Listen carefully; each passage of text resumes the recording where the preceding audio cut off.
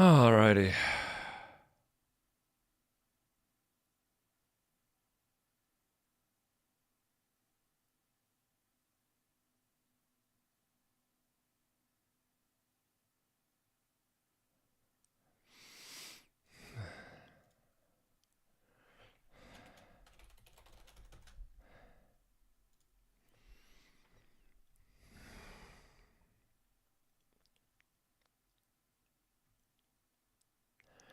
Alrighty.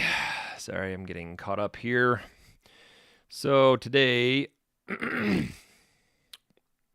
today, I'll be doing some drum work.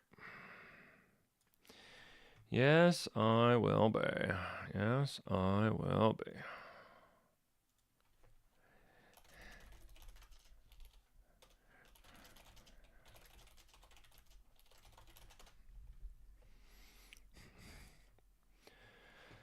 Fantasy. Da, da, da, da. For those of you who don't know, I released a song yesterday called, what is it? Dreams of Midnight.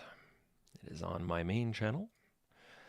And, sorry, I'm just sharing this out. La da da dun dun da dun. La da da da dum. Ha hey, music with Marky. What's up? What's up? So yeah, I'm just gonna be doing the studio version now. I'm not sure if I'll be able to stream the garage part. Oh, alrighty. Oh, let's go down, get the room ready.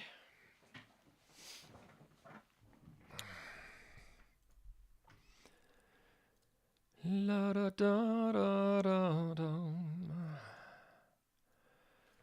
Da da da da dum. Da da da dum. Da da da.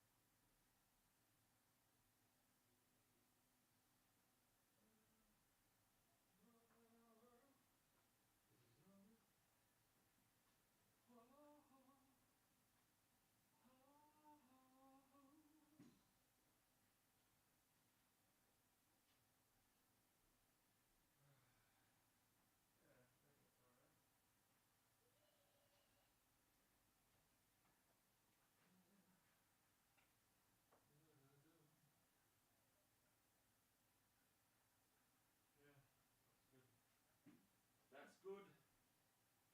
That's good.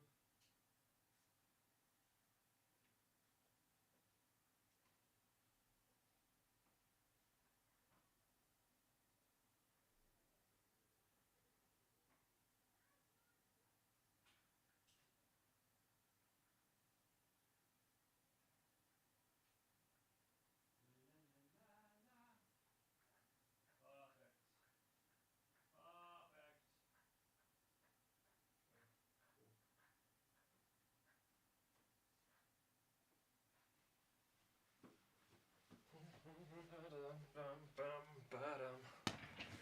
Ba-da-da-dum, bum, bum, bum. Hey, Ronnie J, what's up? All right, let's get the drum tracks set up. I wonder if I should start recording. I think I'm going to record to file. Let's see.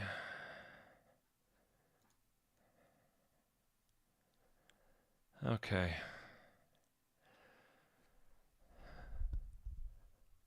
I have no idea where this is being recorded to. Crap.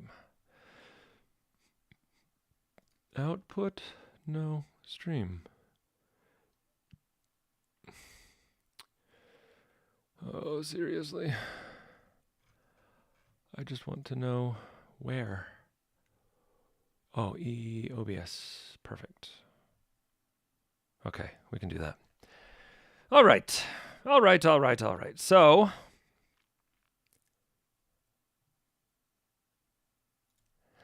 man, I don't know if I should do it here because I don't have a camera on me while I'm talking.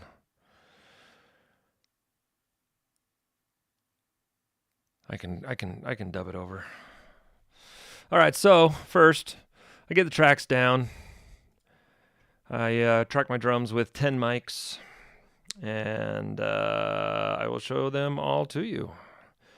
Studio One makes grouping and bussing just an absolute breeze. They're already grouped. One click later, they're bussed. All the drums going to the drum bus. Drum 1 is kick, 2 snare, 3 snare bottom, 4 rack, 1 rack 2 floor, overhead 1, overhead 2, room 1, and room 2. That's my main configuration. Kick 1 goes into 21, snare goes into 22. Got some weird routing. Snare bottom goes into 4. Rack 1 goes into 6, and rack 2 goes into 23. Floor goes into 24, which is my API 3124. Snare, kick, rack 2, and floor go into my API. Overhead 1 is 19, which is my Mic Tech MPA 201. And same thing with overhead 2, but channel 2. Room 1 goes into my Focusrite. And room 2 goes into my Focusrite as well, the ISA 828. And kick is an Audix D6, snare is an Audix i5, snare bottom is an Octava Mark 12. Rack 1 and rack 2 are, well, actually, rack 1 is an SM57, rack 2 is an Audix D2, floor is an Audix D4. Overhead 1 and 2 are Audio-Technica 4041s. Room 1 is an Apex 201, and room 2 is an Apex 201. They're both ribbon mics, but they have been gutted by Michael Jolie in Massachusetts and made into amazing sounding ribbon mics. So that is my configuration. In a nutshell, the actual drums are, it's a Performance Series, a DW Performance Series Maple, and the snare is a 1971 Ludwig Superphonic. Heads are all Remo Emperors, except I think the, they might be Ambassadors now. I'm pretty sure they're Ambassadors. I flipped them out for Ambassadors, so they're single ply. What else? I think that we're good. I'm just going to go down there and run through these drums a couple of times, and yeah, that's that. Oh, we got to pan everything. So I'm not too sticky about my panning. Rack 1 goes to the left about 32. Rack 2 goes to the left about 12 or 14. Floor goes to the right about 32 or opposite. Yeah, opposite rack 1. Overhead 1 is 100% left. Overhead 2 is 100% right. The stereo configuration of the overheads is a coincident pair, XY configuration, as you can see in the video. Up top there, the two little black pencil mics, and the room also is far left, and room 2 is far right. The rooms are in a spaced pair configuration, and they're literally about 20, yeah, about 25 feet apart. All right. Let's go down there and play some drums.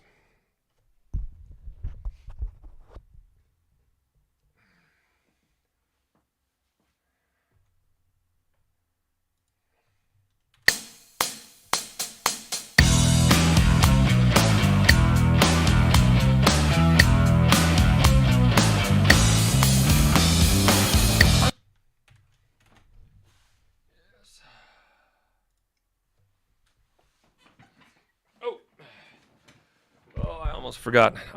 Normally, I group these overheads as well, which I didn't do. So I can control them independent of the drums. We add them to their own bus, make sure they are going into the drum channel, and then I turn them down because they are, by default, very loud. So I go about there, go about here. Snare bottom, I go loud because it is also very, very loud, and it's just kind of incidental. And I think that is, yeah, that's it. So let's turn these suckers on. All the preamps. Also, my converter is it's an RME 80i 8QA. Pretty sure that's what it is. It's an 8-channel converter, and it is ridiculously awesome. I love it. Yeah. Before I probably am forgetting something else, let's go down there and do this.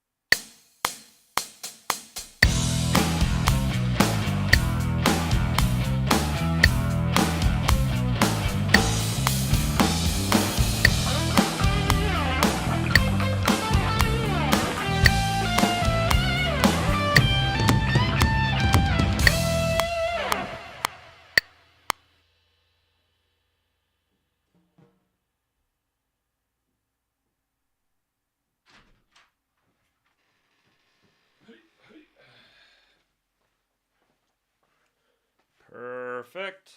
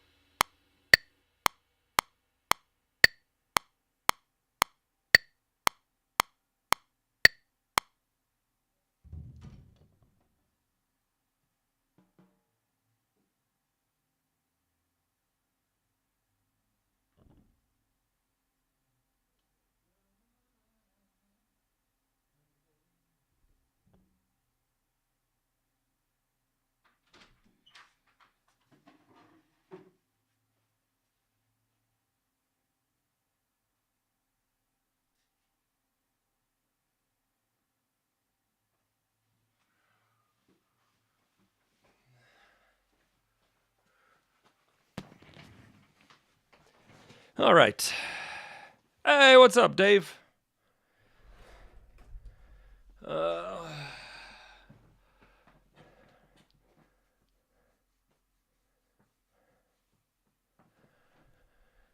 Okay, let's see how this sounds. So I played along with the drums. I mean, the sample that Mark gave me already had drums in it, but I haven't even looked. But word has it that I have a drum skididdy with just the everything but the drums. So we're gonna import this, put the drum skididdy up there. Let's see how this sounds.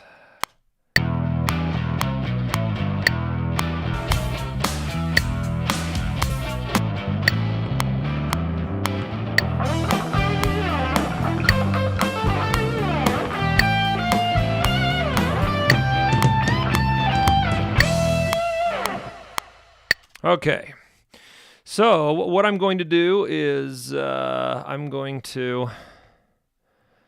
oh, you know what? Mark sent it to me unmastered. Love that guy. Which makes my job much easier. So yeah, these are just the guitars. Sounds like he's got a bass in there too. That's pretty much it. And then the raw drums.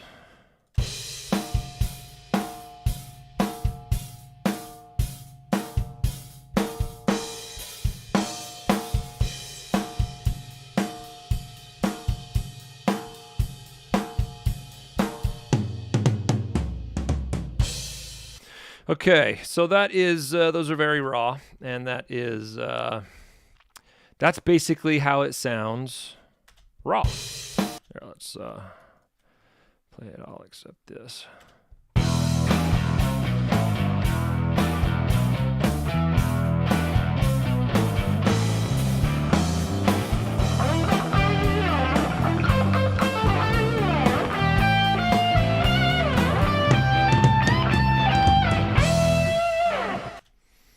All right, and we're just going to export that as one of the mixes, and those are just raw drums, raw bass, raw guitar, and we're gonna produce it up here now. Let's make sure we've got.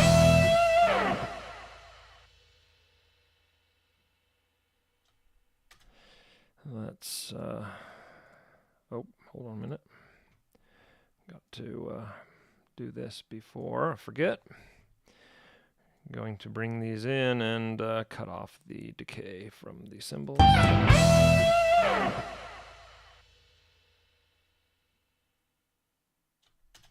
And that will be that. That will be that.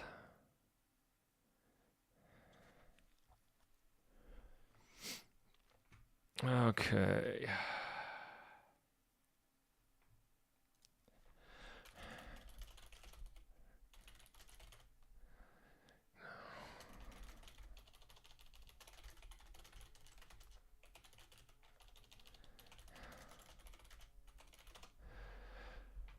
Okay.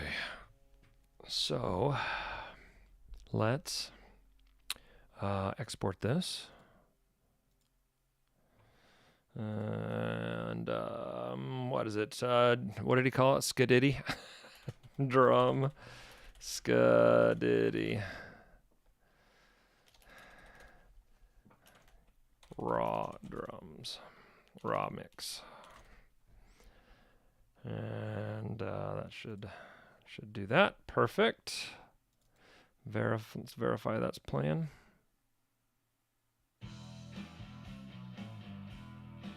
All right, let's run through this really quick and produce it up, and then we'll be done with this portion.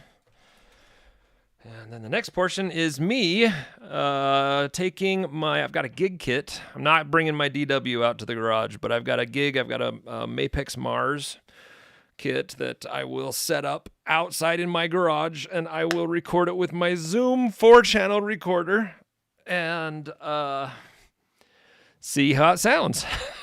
And we'll try to produce that one up as well. But I don't think I'll be able to stream that one. Let's see here.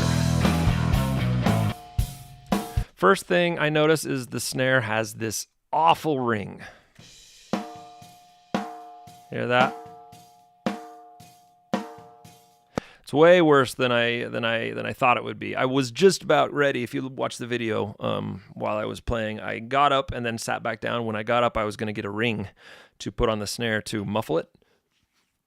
But I wanted to demonstrate how that can be done through gating as well. And if you do it through gating, you still get that full body ring. It just doesn't go out forever.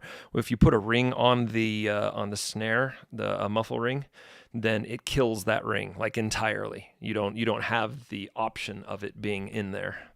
And if it's a good ring, which I mean, it sounds pretty awful now, but it's full of texture. We just got to tame that ring that is lasting forever. So let's go ahead and do that. For that, I use Slate Digital Virtual Mix Rack, and it's fairly phenomenal. They've got a gate in there that was recently introduced. It's probably been a year. I keep thinking, man, it's just a couple months ago, but no, it's probably been a year that it's been released, and I love it. I absolutely love it. So just for fun, let's go and see the, what do I usually? Let's do Punchy Bright Snare for that preset, and then we go down. They're the only two purple ones. This drum gate is just magic. It's phenomenal. And so let's put on a loop, and see that? And that's just default. So let's snare D-bleed natural.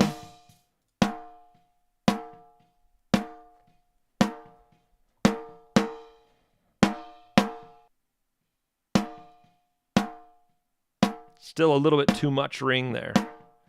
So you can control the ring, which is amazing. You can hear the cymbals in the far background without this on. You hear the cymbals like crazy, and that hi-hat, even a little bit of the kick. But with it on there, you just get the snare and the ring. I don't have any idea how they do that. It's voodoo. But it still is a little bit too much ring. Let's get rid of that ring there. There we go. Yeah. Love it.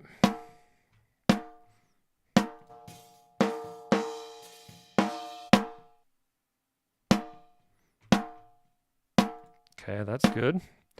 Snare bottom. Here, let's turn this off.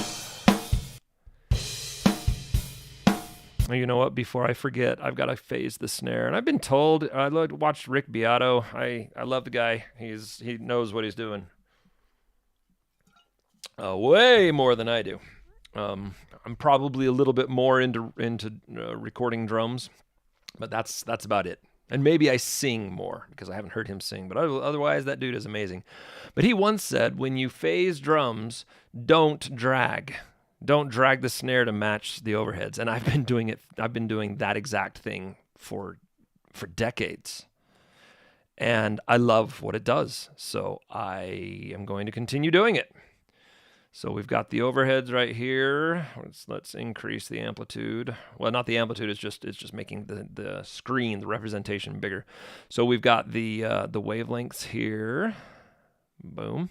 And you can obviously see that they are not in sync. So this is the snare one right here that I've got highlighted. And we want to drag that one back. And this is exactly what Mr. Beato said not to do, but I'm going to do it because the results are fantastic. And when he said in one of his videos, and he says, you just don't do that. Just don't do this. And he like grimaced his face. It's like, oh, you just don't do that. And I was hoping he would give me an answer as to why, and he never did. He just kind of like grimaced and said, oh, you don't drag the snare. I'm like, why? And he never explained why. But now, as you can see, the troughs, so this is a trough. If you follow that vertical line, that trough is pretty synced up with the overhead. So this is the overhead 1 and overhead 2. Those are the two that I'm trying to sync it with. And then this is the snare bottom and the snare. And they are fairly lined up. So we're going to reduce comb filtering effects there. And that's all I'm going to do. I don't worry about the kick. The kick is full-bodied as it is. I don't need that to be more full-bodied. Toms, sometimes I do it, but not for this one. So, oh yeah, you can already hear that snare is loaded with a lot more body. Yeah.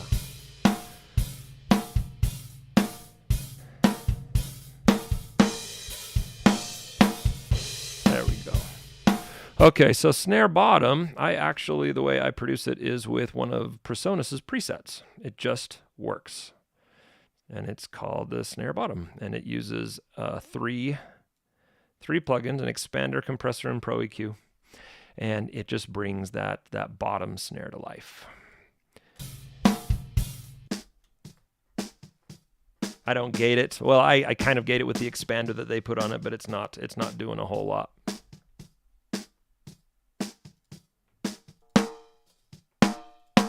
Maybe we'll even make that a little bit louder.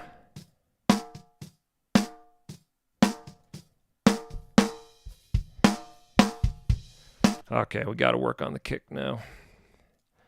All right, on the kick, I also use this virtual mix rack. I really like Slate Digital's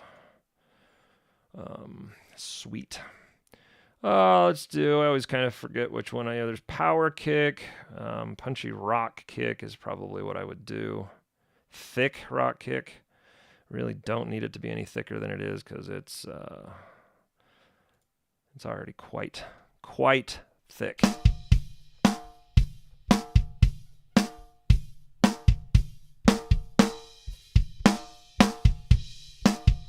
Okay. That's not bad. Here, let's see. I saw one up here that says Big Rock Kick. Ooh, I can barely hear any difference at all.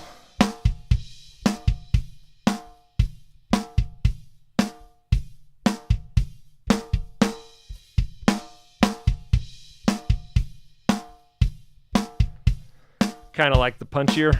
We've got a little more high mids.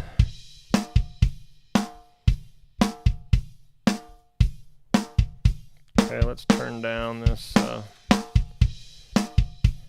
Let's make sure that our mixing is good.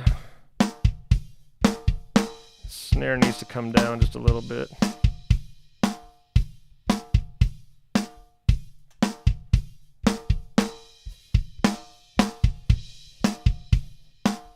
You know what? I'm going to get rid of even more of that that ring in the snare. It's getting a little bit too much.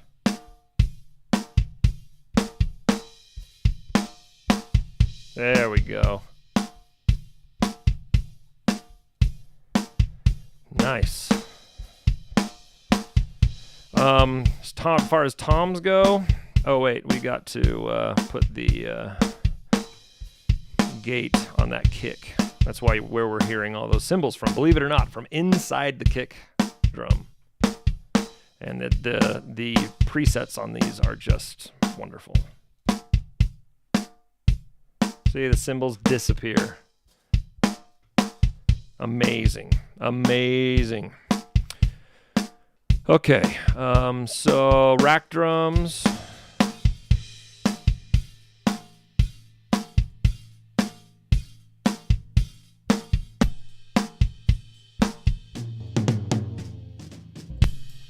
Okay, so we can get rid of rack 1 because we never use it. And I'm a fan of getting rid of what you don't need.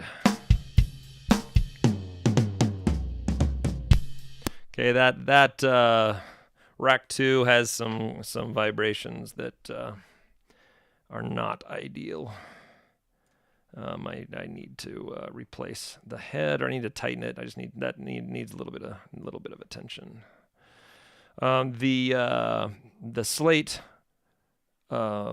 rack tom presets is amazing. I'll accept they hadn't added the gate because the gate didn't exist in the suite when they had all these presets. So tom, D bleed natural, and that's what I do when I forget it.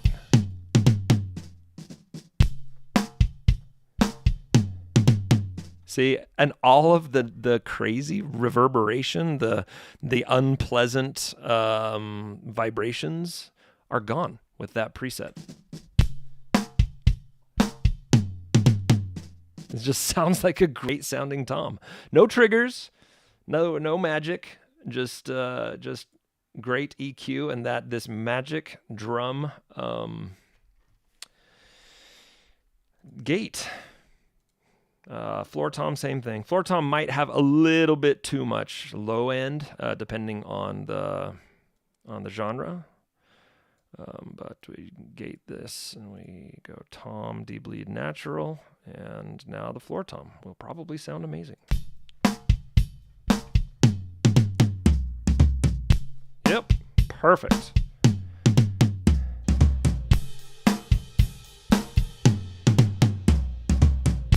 Yep. All right, let's see how the rest of them are sounding.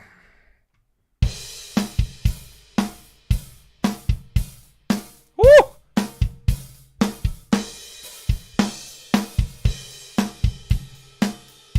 Okay, so something I do to my overheads, I very rarely will do anything to the individual overhead tracks. So these 4 tracks, the overhead 1 and 2 and room 1 and 2, I very rarely will do anything to them except volume. I'll fade.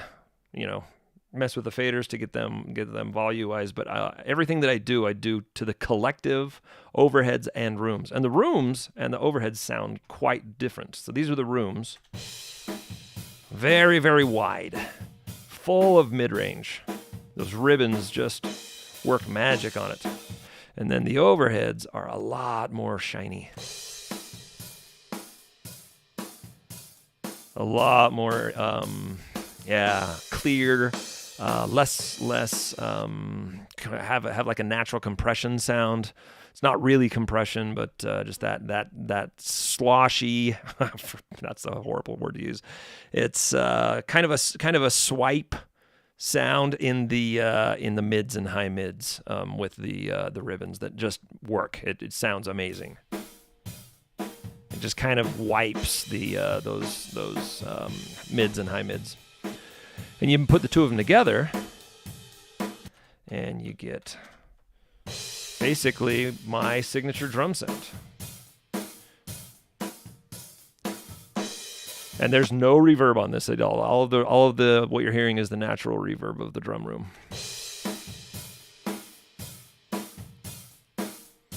And you put the close mics in.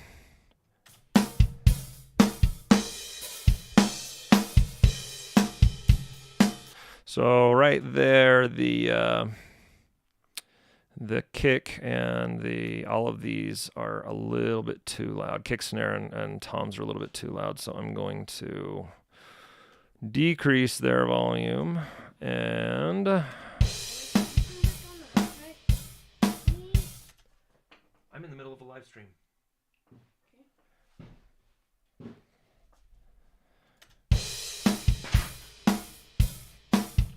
All right.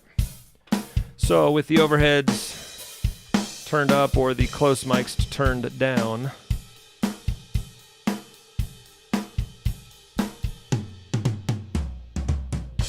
yeah.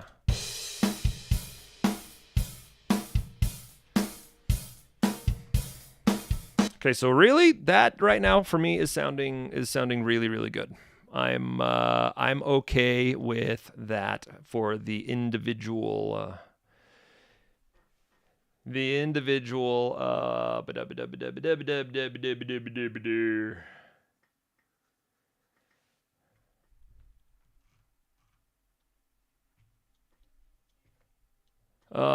oh, Dave says, sorry, I'm in the chat, I'm live streaming this. Dave says, are those your fat heads on the room? No, those are my Apex 201s.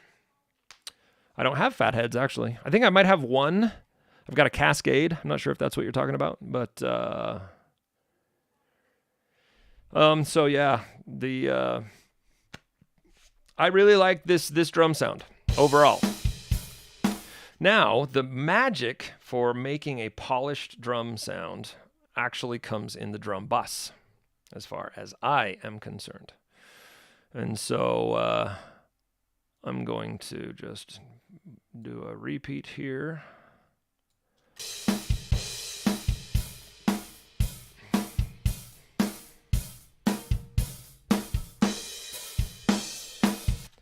I do have one Cascade, but oh yeah, I modded them. I had Michael Jolie mod them, and they came back and they just sound amazing. I absolutely love them. They like rival my Royer. Yeah.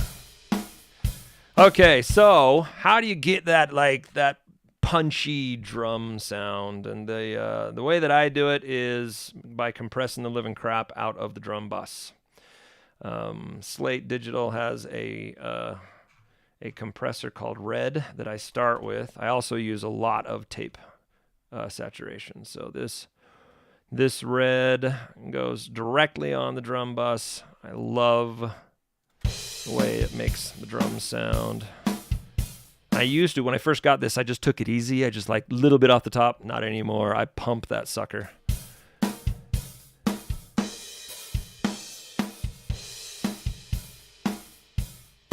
Yeah, see, there's never a time when it's not working. And then this drive, oh, it's just delicious. Absolutely delicious. Hey, Carter, what's up? How you doing?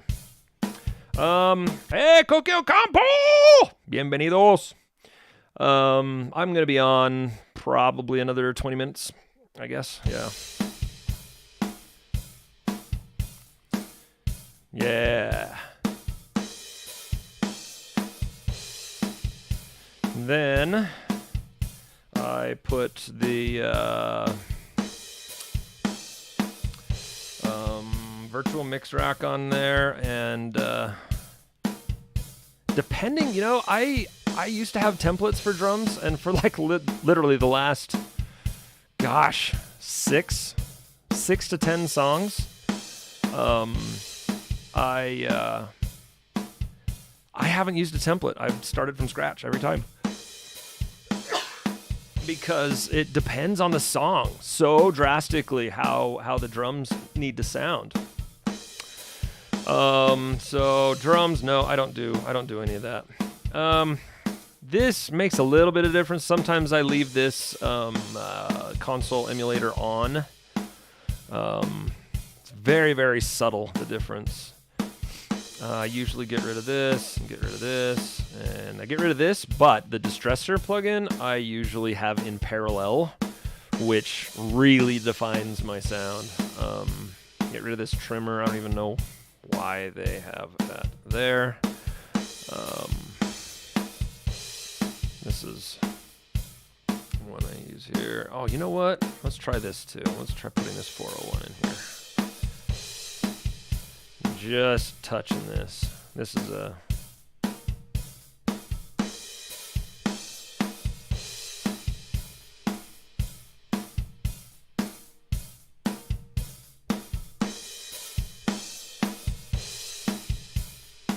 So I'm adding 10K shelf. Probably going to add a little 4K too. And I'm going to need to do something about that kick too. And that's pretty much all I do there. And then I add some this revival, which is just, oh, it's already here. Amazing. Gets it nice and crispy, and also adds a lot of low end too.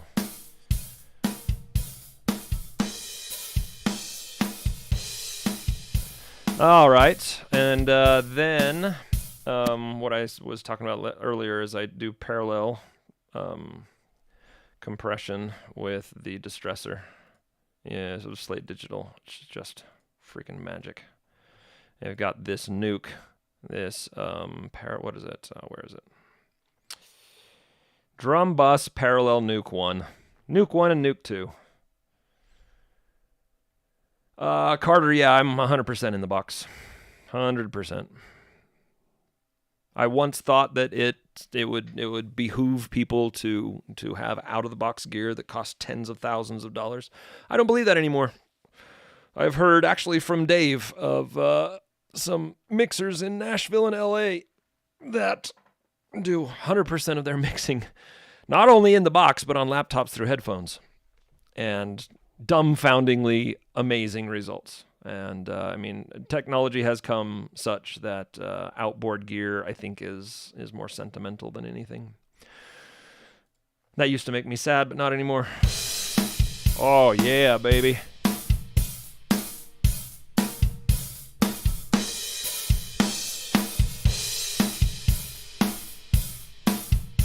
Okay, I like that, but the kick, we've got to get some of that click on there. And let's see how we do that.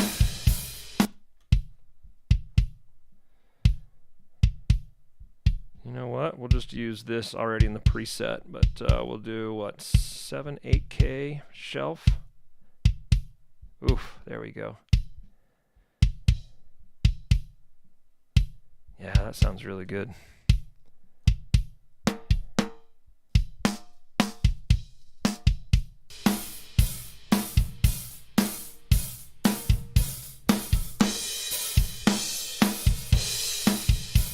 Okay, so right now the overheads are a little bit sizzly, and I actually haven't done anything to the overheads. Nothing. One thing I do is I put a 37 stereo on them. It's a tape saturation just directly on the overhead track, which includes both the overheads and the rooms. And they've got this great preset called Overhead Stereo, which I love.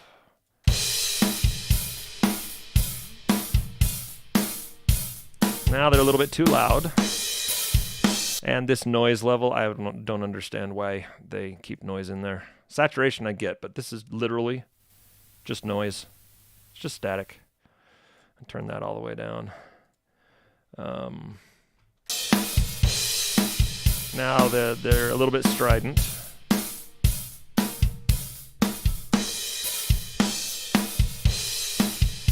Depending on the genre, I will also just carve out some of those high frequencies.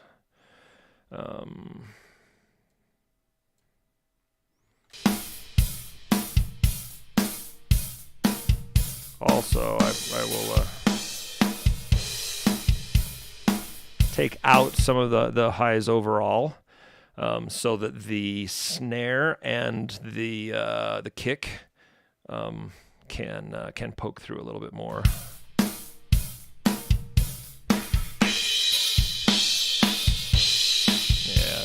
nasty one.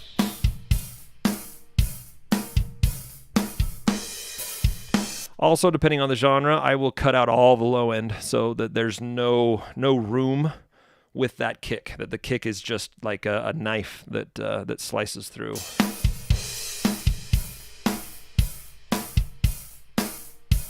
See how much cleaner that is, and if needed, I'll get some of those low mids, 200.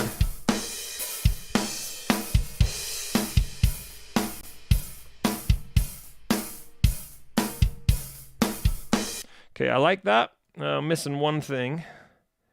No wait, this is usually you call this drum nuke for the parallel compression there, and I put a 76 also in parallel because it creates a whole lot of motion with compression. There's this preset called Crushed Drum Room that I use on everything. The only thing I don't use it on is like folk, where drums on or compression on drums is a bad thing. But oh yeah, feel that.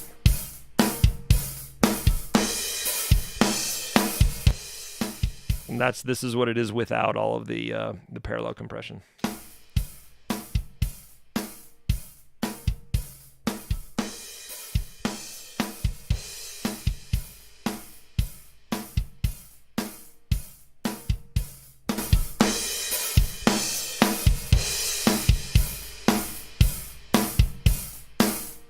Yeah, all right. So we've been doing a whole lot of drum mixing out of context. Let's see what it sounds like with the backing track. Woo!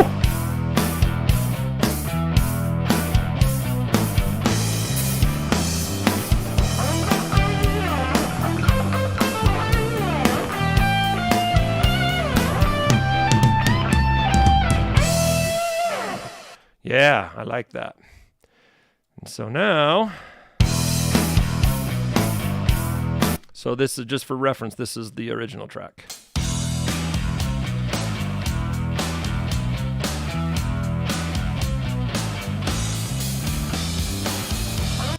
So those are fake drums.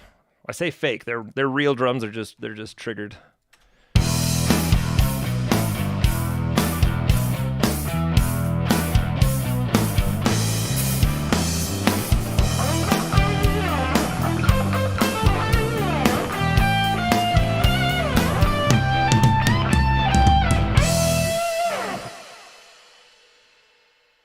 Yeah, I like it. For a quick down and dirty mix, that sounds good. Let's master this thing. All right, so for mastering, I always start out with a nonlinear, Waves nonlinear multi-band compressor. And this is just more than anything to tell me how the mix really is sounding. Because when I start digging in, usually the first frequencies to come out are the low mids and then the high mids. And I don't know why they've got that such a big. It's like, who cares about, what is this? 11,000 to 16,000. I don't know why that's the default. That'd be like 8K up, and then like 2K to 8K. And then the mids, and then the low mids, and then the lows. Something like that. So as we start digging down, we'll start watching this line dance.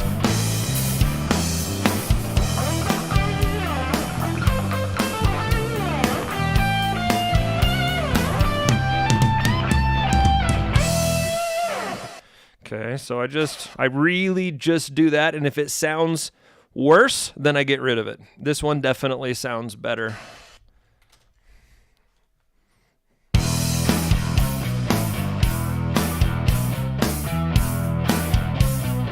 Oh, you know what I forgot to do? Let's edit them. I totally forgot to line up these drums.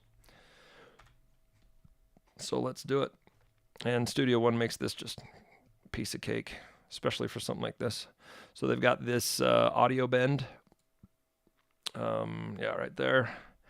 And Let's do one. We didn't do any 16th notes, so we're going to quantize it based on 8th notes. We're going to analyze it based on the drum algorithm, and that looks like it caught a couple of false positives. So we turn the threshold down until they all disappear. And then we're left with perfection. And then we do it on the snare as well. And it usually doesn't have any false positives. If there's any ghost notes, those can be a little bit problematic, just a little bit more time. Because the toms are not played with the kick or the snare, I'm going to do the toms as well. So we'll do that, get rid of all those other ones, see what these two, perfect. We got those. Then we analyze this. And yeah, about right there would be my guess. So we've got those all nice and good. Hold on a minute. Looks like we do have 16th notes on the toms, so I'm going to change this to 16th notes, the grid, so that the toms are nice and solid. And then we group the drums, we make sure everything is selected, choose our guide tracks, which is kick and snare and rack and floor, and everything else is going to follow those four. Yeah, there we go. And we click apply, and it should just, yep, do exactly that. Now they are quantized. I kid you not, man, before I got Studio One, what I just did in that less than minute would have taken me an hour. And it sounds fantastic.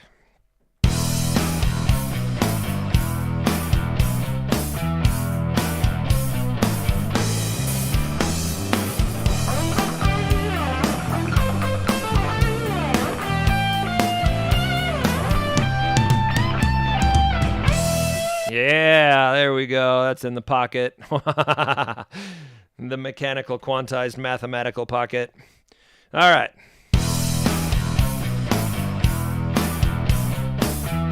All right, let's go back to mastering. So where's my master bus? We've got this. Got my nonlinear multiband compressor. Then this vinyl, it's a sledgehammer, but I really like what it does to mixes. It extends the low end. Sometimes the high end can get a little bit brittle, but with this, my guess is it's not going to be the case.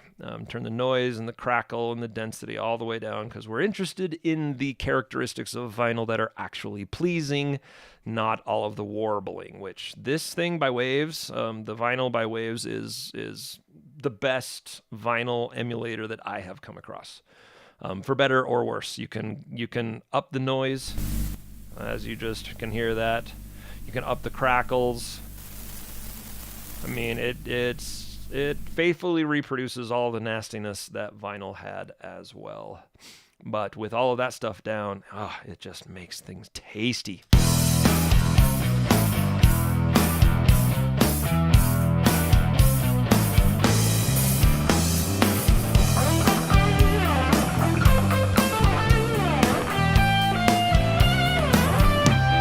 Okay, so darn it, that Abbey Road made the hi-hat just a little bit too shrill.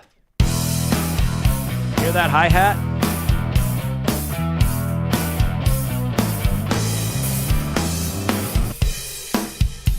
The hi-hat is just too much.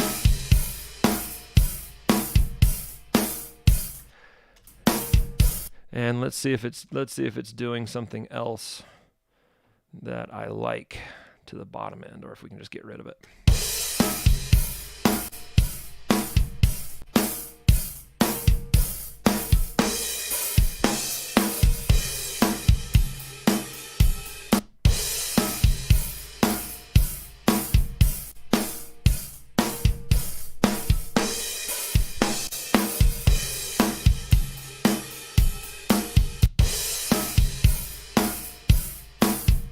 Yeah, it's too much. I kind of like what it's doing to the bottom end, but I definitely do not like what it's doing to the top end. So I'm just going to get rid of it, because I've got another tape, the one by Slate Digital, Virtual Tape Machines. Is another one that has such a tasty low end. doesn't quite do it doesn't do the three-dimensional goodness that the Waves vinyl does, but these tape machines are. Oh yeah. So you can tell right away the top end was not affected nearly as much as the bottom, as the Waves vinyl.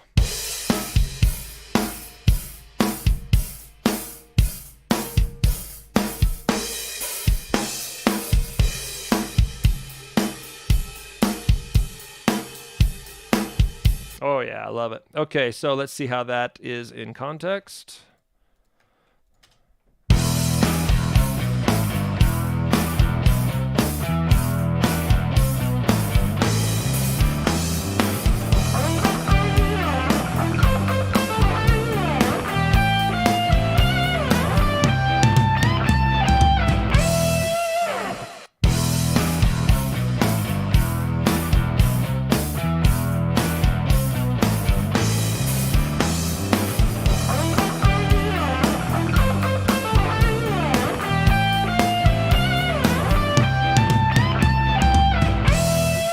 There we go.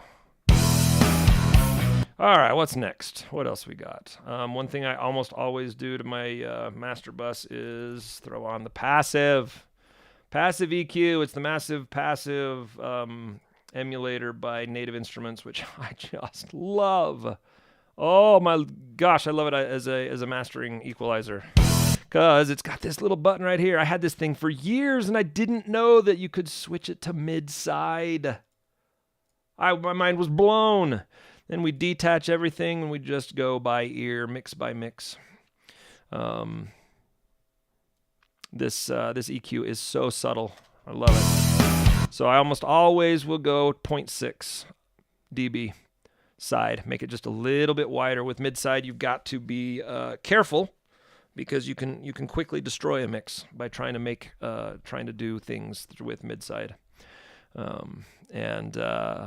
So 0.6 dB, more than enough.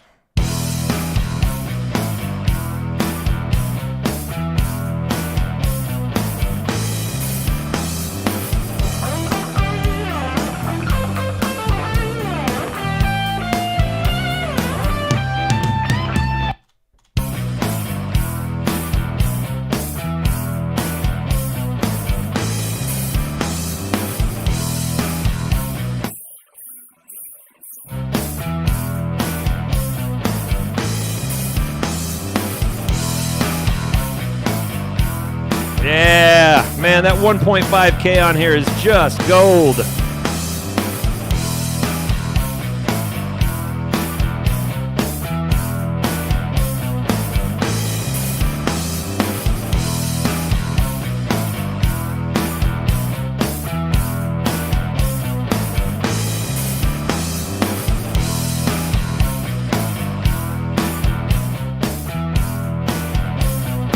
Oh yeah, loving that, loving that.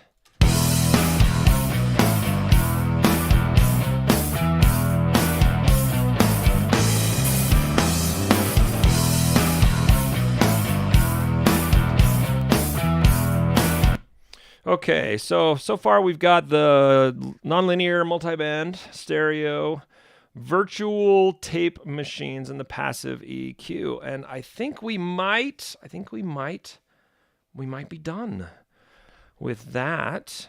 And keep in mind, we haven't put any reverb on those drums at all.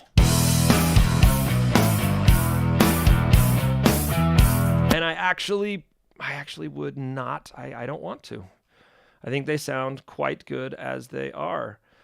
So let's slap the Dave's favorite plugin, the Slate Digital FGX limiter. He swears by it. No, I'm kidding. He hates it, and I love it. I don't love it. I just don't have a better. I know there are better ones out there. I want the Fab Filter. Their master limiter is amazing. Actually, I should probably hop on one of their Black Friday deals and get it because man, their limiter is amazing.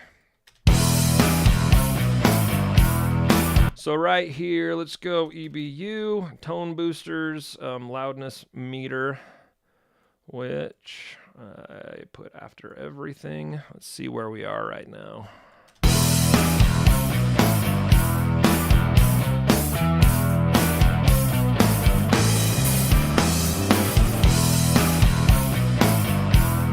Okay, we're already pretty loud, but this one thing I do love about the Slate Digital is this compressor. Their compressor on here it sounds beautiful. It's very transparent, great to use as glue.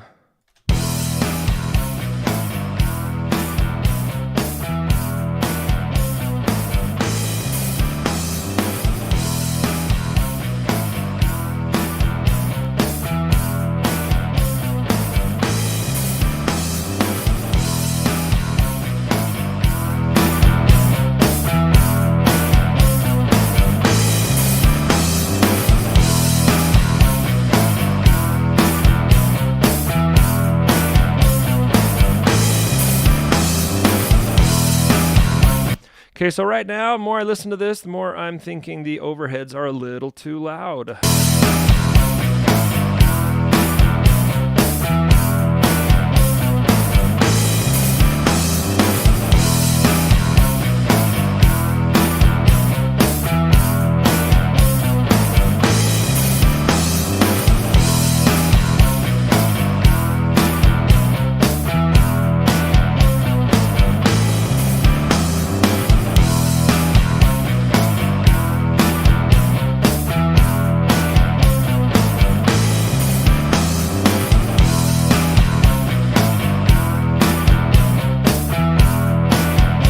Yeah, it sounds much better. Oh yeah, there's pumping. I love it. I absolutely love that pump. It's got there's a lot of that has to do with the hi-hats. You were right. Your ears are telling you right, Dave. It is in the overheads. That overhead is just a push-pull pumping, and it gives the impression that it might be compression, but it's not. If you listen to the guitars are not pumping at all. That kind of is the giveaway. And Dave, I don't know how you listen to anything on overhead laptop speakers. Holy cow! I would be tearing my hair out right now.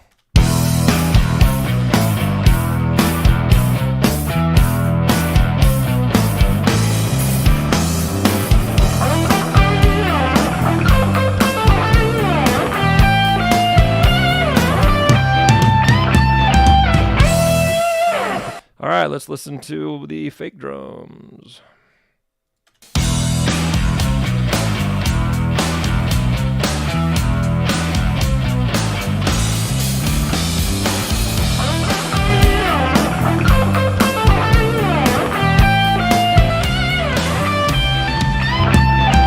Okay, so I just realized we haven't done anything with the guitars. Let's slap those on. Yes, Dave, you have very good ears, my friend. I would trust your ears on any one of my mixes. It'd be kind of fun to have you mix one of my songs and me mix one of yours. So there's a guitar, electric guitar, that is quite simple. This preset, but I love it.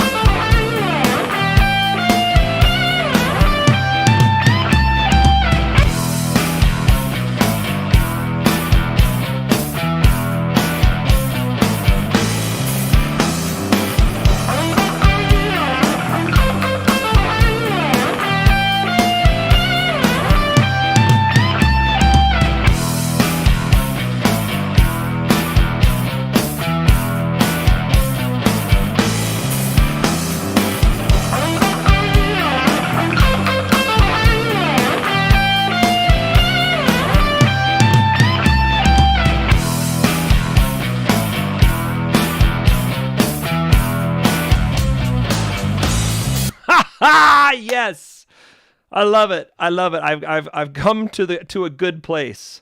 So when I originally heard, this is the original mix. Good ears, but loose timing. Nah, I think your timing is good. It just gets, you like adding extra beats here and there. But you've got great ears. So I feel good when I get a mix and the canned drums sound really good. And I keep mixing my stuff until when I flip back to the canned drums, they sound like canned drums. And I just got there. So this is the original.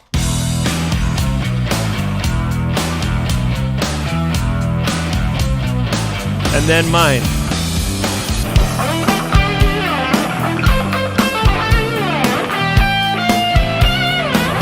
Oh, I love it. That's mine. And then the original.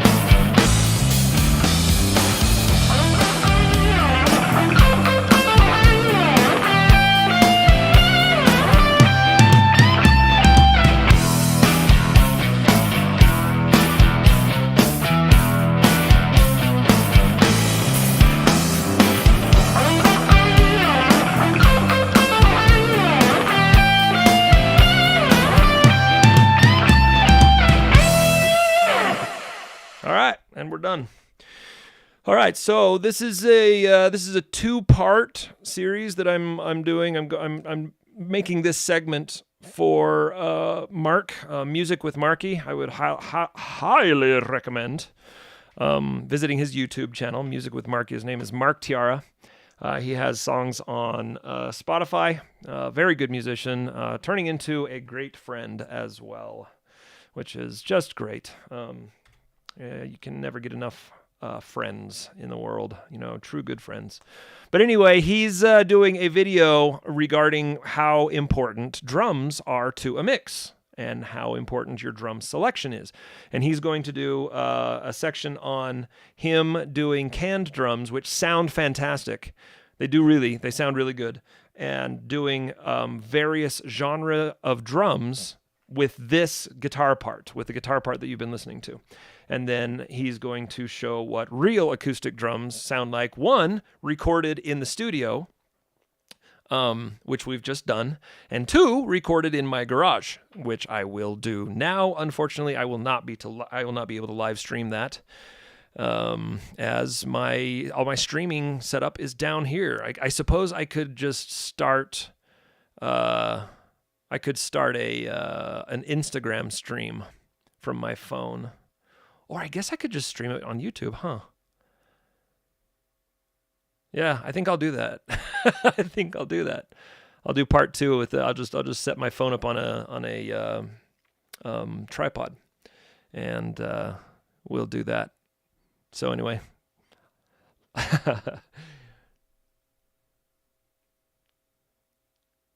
Thank you. Dave says more depth to your drums, Fuller. Yours have a 3D presence that the music can fall into. Dave, you're gonna making me blush, man. Your remodel's getting done in January. Awesome. Okay, well, you guys got nothing but love. I will. I'm gonna start another YouTube stream as soon as I get the garage set up. And it'll just be through my phone. Hopefully Wi-Fi is good up there. Very hopefully. I'm pretty sure it will be. But anyway, yeah, I will. It'll be maybe a minute, probably in between 30 minutes and an hour that I will need. Maybe I'll get up there and everything will be right and we'll start in 5 minutes. I don't know. But you gotta go back to hanging sheetrock. I'm so sorry, Dave. Hanging sheetrock, man. No fun at all. All right. Oh, we need to export this, don't we? Yes.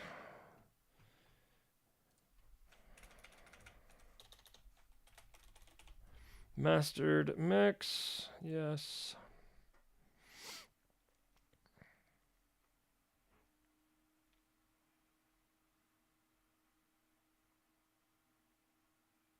Awesome. Alrighty. You guys take care, and as always, make it great.